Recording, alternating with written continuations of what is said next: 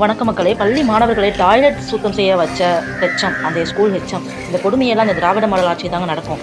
நீங்கள் சேப்பாக்கம் மைதானத்தில் whistle check பண்ணி ஆடிட்டோரியத்தில் அனுப்பி இந்த நேரத்தில் 2 ஊழியர்கள் அனுப்பி இந்த டாய்லெட்டை சுத்தம் செய்ய வச்சிருக்கலாமே ஸ்டாலின் சார். கல்வித்துறை அமைச்சர் தலையிட்டு உடனடியாக நடவடிக்கை எடுக்க வேண்டும். இதை